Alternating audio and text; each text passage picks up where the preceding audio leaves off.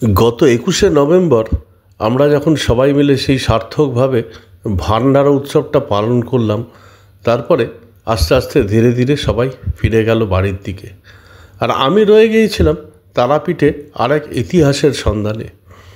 বেরিয়ে পড়েছিলাম সেই রাঙামাটির পথ ধরে, আর সেই পরন্ত বিকেলের ধান ক্ষেতের উপর সূর্যাস্ত দেখতে দেখতে এক মনোরম বিকেলের একচক্রধাম বীরচন্দ্রপুর। ইতিহাস সমৃদ্ধ এই বীরচন্দ্রপুর আর একচক্রধাম ভ্রমণ আমার কাছে ছিল সেদিন বিকেলের এক বিরাট প্রাপ্তি। এই পুরো একচক্রধাম আর বীরচন্দ্রপুরের ইতিহাস আর সেখানকার অপরূপ সেই ইস্কন মন্দির, বাঁকারায় মন্দির, জগন্নাথ দেবের মন্দির আর নিত্যানন্দ মহাপ্রভুর জন্মস্থান নিয়ে আসছি এই পর্বে। দেখতে থাকুন সঞ্জয় ব্যানার্জি সাফার ইন্ডিয়া। দাঁড়িয়ে আছি তারাপীঠ থেকে ঠিক 10 কিলোমিটার দূরে। এটা হচ্ছে বীরচন্দ্রপুর। এই বীরচন্দ্রপুর কিন্তু ইতিহাসের সাথে জড়িত। এখানে নিত্যানন্দ মহাপ্রভুর জন্মস্থান, আর এইখানে একচক্রধাম, যেখানে মহাভারতের সময় পাণ্ডবরা এখানে কিন্তু অজ্ঞাতবাস ছিল, কথিত আছে। আর কৃষ্ণের চাকা, এখানে কৃষ্ণের চাকা কৃষ্ণ ছুঁড়ে ফেলাতে এখানে এই গ্রামে পড়েছিল, সেইখান থেকে এই গ্রামটার নাম একচক্রধাম। সেই একচক্রধাম আর বীরচন্দ্রপুর তারাপীঠ থেকে 10 কিলোমিটার দূরে। আমি এখন এখানে আছি, দেখাবো এখানকার সম্পূর্ণ ইতিহাস এই একচক্রধাম বীরচন্দ্রপুর।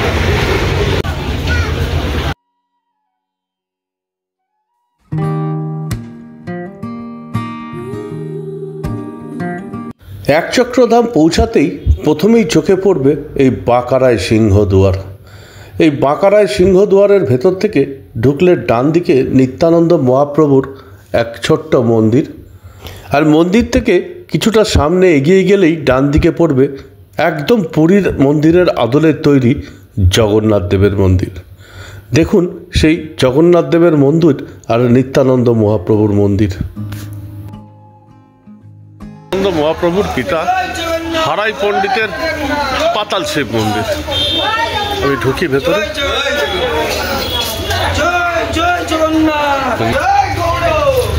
বাহ, বৃক্ষের পাশে এই সুন্দর মন্দির। এখানে সামনে একটা প্রবেশদ্বার, যেটাকে বাঁকারায় সিংহদুয়ার বলে। এবার আমি একটু সামনে মন্দিরের দিকে যাই। বাহ, এইটাকে বলে ভান্ডি বন। বাহ বাহ বাহ বাহ।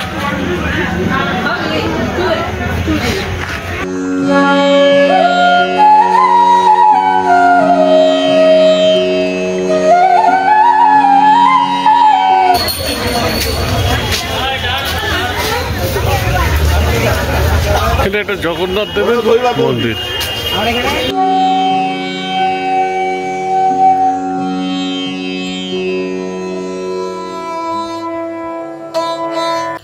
এই বাঁকারায় সিংহদুয়ার দিয়ে কিছুটা এগোলেই পড়বে আপনার জগন্নাথ দেবের মন্দির। পুরীর মন্দিরের আদলে তৈরি এই জগন্নাথ মন্দির কিন্তু ভীষণ সুন্দর, যদিও ভেতরে ছবি তোলা একেবারে নিষিদ্ধ, তাই ভেতরের ছবিটা দেখানো সম্ভব হচ্ছে না। আসলে এই বীরভূম জেলার তারাপীঠ থেকে মাত্র 10 কিলোমিটার দূরে এই বীরচন্দ্রপুর একচক্রধাম ইতিহাস সমৃদ্ধ আর মন্দির সমৃদ্ধ এই ছোট্ট একটা গ্রাম কিন্তু দেখবার মতো। যারা তারাপীঠে ঘুরতে আসেন, সময় করে বিকেলের দিকে চলে আসুন এই একচক্রধাম বীরচন্দ্রপুর। দেখে নিন এখানকার সমস্ত মন্দির আর এক অসাধারণ ইস্কন মন্দির। জগন্নাথ মন্দির দেখে সামান্য একটু এগোলেই পড়বে এক অসম্ভব সুন্দর বঙ্কিমা রায় মন্দির।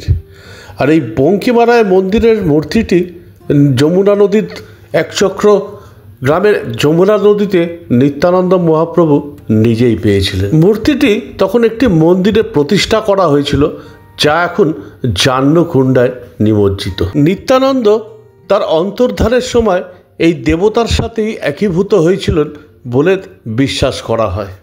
বঙ্কিমা রায়ের বর্তমান মন্দিরটিও বহু প্রাচীন। নিত্যানন্দ মহাপ্রভুর শ্রী জাহ্নবী মাতার মূর্তিটিও তার মূর্তির পাশেই রাখা রয়েছে। আর এই মন্দিরের স্থানে বীরচন্দ্র গোস্বামীর একটা ছোট সমাধিও আছে।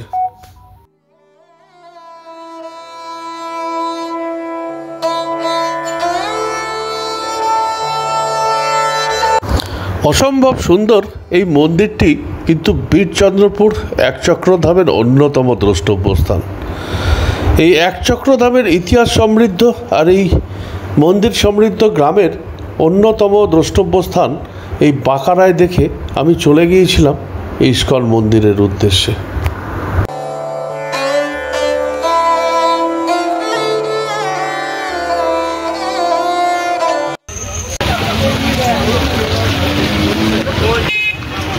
তারাপীঠ থেকে 10 কিলোমিটার দূরে এই ইস্কন মন্দির, এটাই নিত্যানন্দ মহাপ্রভুর জন্মস্থান। তার উপরে 1474 খ্রিস্টাব্দে নিত্যানন্দ মহাপ্রভুর জন্ম, আর এই স্থানে ইস্কনের মন্দির গড়ে উঠেছে। ফ্যান্টাস্টিক। চলুন দেখি এই ইস্কন মন্দির একচক্রধাম বীরচন্দ্রপুর গ্রামে এই তারাপীঠ থেকে 10 কিলোমিটার দূরের এই ইস্কন মন্দির কিন্তু ফ্যান্টাস্টিক। চলুন দেখা যাক ভিতরটা।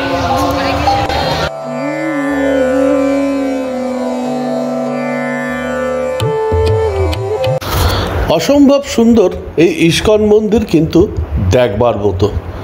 বহু দূর দূরান্ত থেকে এই ইস্কন মন্দির দেখতে ছুটে আসে এই একচক্রধামে।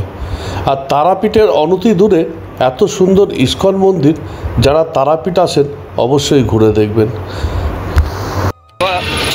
একটু কষ্ট করে 10 কিলোমিটার টোটো করে, রাস্তা দুর্দান্ত, অসাধারণ একটা বিকেলবেলা সানসেট দেখতে দেখতে আমি এসেছি এই নিত্যানন্দ মহাপ্রভুর জন্মস্থান ইস্কন মন্দির একচক্রধাম। পুরোটা দেখে যাবে, দুর্দান্ত। চলুন এবার দেখি একটু ইস্কন মন্দির, এই নিত্যানন্দী মহাপ্রভুর জন্মস্থানের ভেতরে ঢোকা যাক।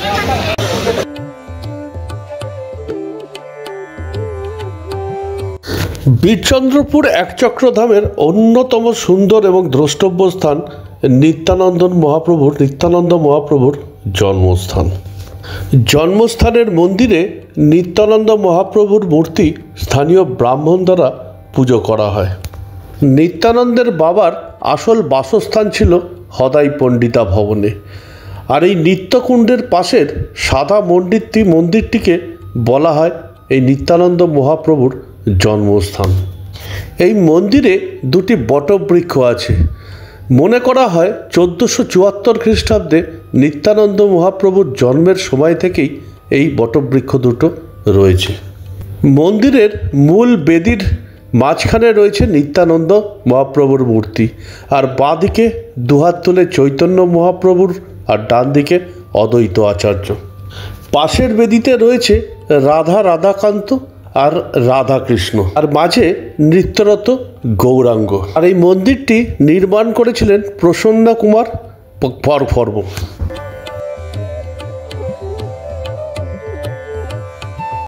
একচক্রধামের এই নিত্যানন্দ মহাপ্রভুর জন্মস্থানের মন্দিরটা আর তার সংলগ্ন এলাকাটা দেখতে অসাধারণ। এই মন্দিরটা কিন্তু আফসোস কোনো ফটো তুলতে দেওয়া হয়নি।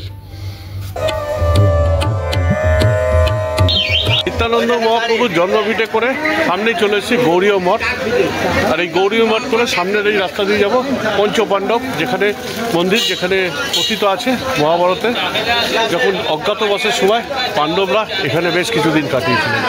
এখন প্রথমে ঢুকবো গৌরীয় মঠ, তারপরে যাব পঞ্চপাণ্ডব মন্দির। এই গৌরীয় মঠটার মন্দির কিন্তু ভীষণ সুন্দর। এই একচক্র গ্রামে এসে প্রায় 7খানা মতো মন্দির আছে, ঐতিহাসিক স্থান, ভীষণ সুন্দর। দেখাই আমি গৌরীয় মঠ।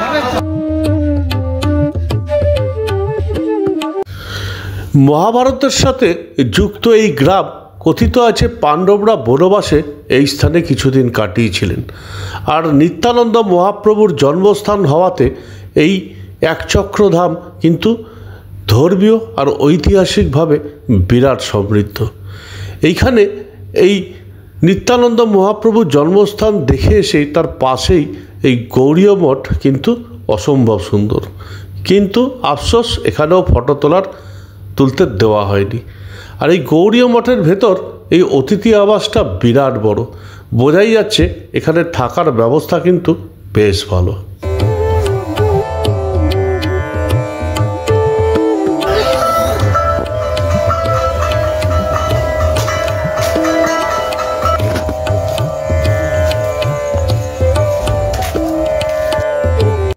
গৌরীয় মঠের পাশের রাস্তা দিয়েই চলে গেছে এই একচক্রধামের অন্যতম আকর্ষণের কেন্দ্র এই নিধুবন বৈষ্ণবপীঠ। কথিত আছে এখানে পাণ্ডবরা বনবাসের সময় বেশ কিছুদিন কাটিয়েছিলেন। এবং শ্রীকৃষ্ণের চাকা যখন কুরুক্ষেত্রের যুদ্ধে চাকা খুলে ভীষ্মকে মারতে উদ্যত হয়েছিলেন শ্রীকৃষ্ণ, তখন তাকে থামিয়েছিলেন অর্জুন স্বয়ং। ক্রুদ্ধ কৃষ্ণ তখন ওই চাকা ছুঁড়ে দিয়ে ফেলেছিল, আর সেই চাকা পড়েছিল এই একচক্রধামে।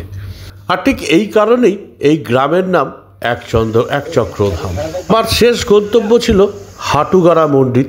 জলে নিমজ্জিত এই মন্দিরের ইতিহাস শুনে নিন এখানকার তান্ত্রিকের মুখে। সবসময় জল জগন্নাথ বাঁকে বিহারী এই জলের মধ্যে না, জল ছিলেন না তখন, জমি জায়গা, মানে জমি আমরা ধান পুঁতে খাচ্ছি যে এই জমি ছিলেন উনি, এখানে জমিতে ধান পুঁতেছিলেন, ধানের চাষ করেছিলেন।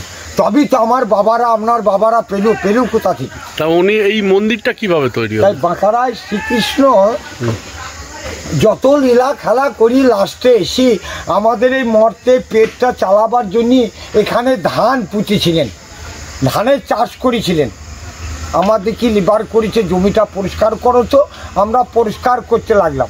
উনি খাবার নিয়ে চলে এলো, এসে বললো, আরে কতটা পরিষ্কার হলো প্রভু, আমরা পারবো না, ঠিক আছে তোমরা খাবার খাও, আমি দেখে আসি কতটা পরিষ্কার করেছ আমার জমিটা। উনি দেখতে যেয়ে 10টা হাত বাইর করি জমিখানা পরিষ্কার করি, উনি ওখানে অন্তর্ধান হয়ে গেলেন। আর আমার বাবার টবেসটা ধরিয়ে নিল, আমাদেরকে এমনভাবে করি খেতে বলে গেল। ওই বাঁকি বিহারী জগন্নাথের মন্দিরের কাছে আছে, দেখবেন মাজা বেঁকা, ট্যাং বেঁকা, ঘাড় বেঁকা, নাম তো আবার বাঁকা। উনি এখানে অন্তর্ধান হয়ে আমার মা বাবাদিকে রাস্তাটা দেখিয়ে দিয়ে ওরা চলে গেল ইস্কন মন্দিরের কাছে। নদী আছে, যমুনার তীরে দিয়ে নিম কাঠ হয়ে ভেসে গেলেন। আচ্ছা, ওই বাঁকি বিহারী, তার জন্য মন্দির। তারাপীঠ থেকে একটা টোটো বুক করে মাত্র 200 টাকায় এই আজকের এই ভ্রমণ ছিল আমার কাছে দুর্দান্ত। আজকে আমার এই পর্ব এখানেই শেষ। আগামী পর্বে আবার আসছি এই তারাপীঠেরই অদূরে ঝাড়খণ্ড আর বীরভূম সীমানায় ঝাড়খণ্ডে সেই মৌলটি গ্রামের ইতিহাস নিয়ে আর মৌলাক্ষী মাতার মন্দির নিয়ে। অসাধারণ এই জার্নি আর এই পুরো পর্ব আমার কাছে ছিল দুর্দান্ত। দেখতে থাকুন সঞ্জয় ব্যানার্জি সাফার ইন্ডিয়া। আর যদি ভালো লাগে অবশ্যই লাইক, শেয়ার, কমেন্ট করুন আর চ্যানেল সাবস্ক্রাইব করুন। আজকের মতো এখানেই শেষ। Good night. আবার দেখা হবে আগামী পর্বে, নতুন জায়গা, নতুন পর্ব, মৌলটি গ্রাম, মৌলাক্ষী মাতার মন্দির। দেখতে থাকুন। Good night.